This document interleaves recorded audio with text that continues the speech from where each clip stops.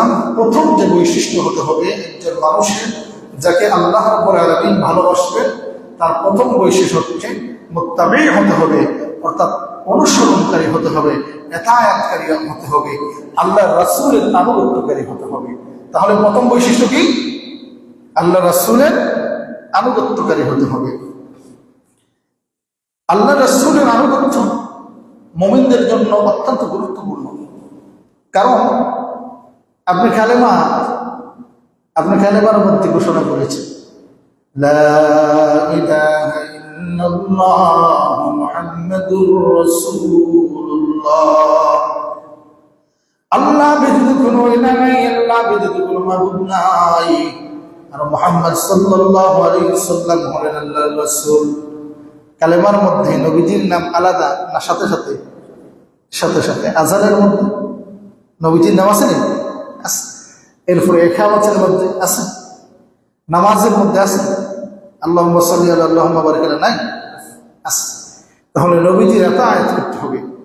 আল্লাহ রাব্বুল আলামিন সূরা নিসা 59 নং আয়াতের মধ্যে বলেন ইয়া আইয়ুহাল্লাযীনা আমানু আতিউল্লাহ ওয়া আতিউর রাসূল।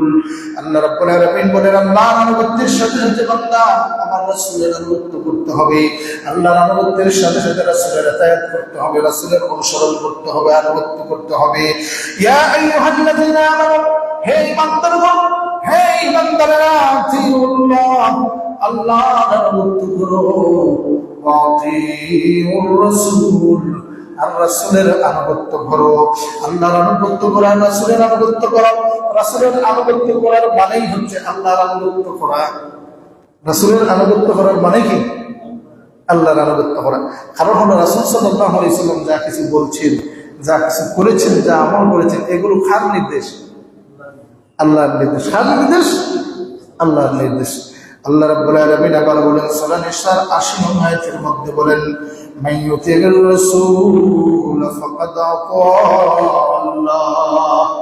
মান ইউতির রাসূল, যে ব্যক্তি রাসূলের আনুগত্য করল, ফাকাদ, অবশ্যই আতাআল্লাহ, সেজন্য আল্লাহর আনুগত্য করল।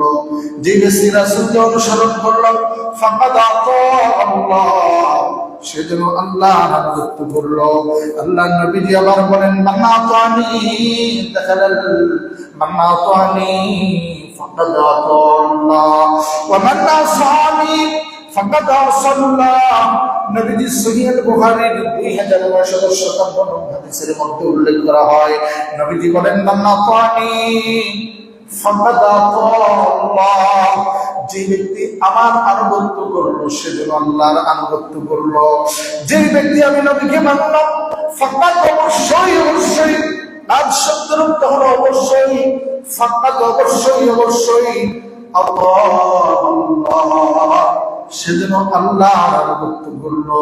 ওয়া মান আসানি, আর যে আমার নবীকে অস্বীকার করলো, নবী থেকে মুখ ফিরিয়ে দিল, নবীকে অস্বীকার করলো, ফাকাদ, ফলে অবশ্যই আসাল্লাহ, সেজন্য আল্লাহ থেকে মুখ ফিরিয়ে দিল, আল্লাহকে অস্বীকার করলো। নাউজুবিল্লাহ। তাহলে এই আয়াত এবং হাদিস থেকে আমরা বুঝলাম আল্লাহ রাব্বুল আলামিনের আনুগত্য করার সাথে সাথে কার আনুগত্য করতে হবে? রাসূলের আনুগত্য করতে হবে। কার আনুগত্য?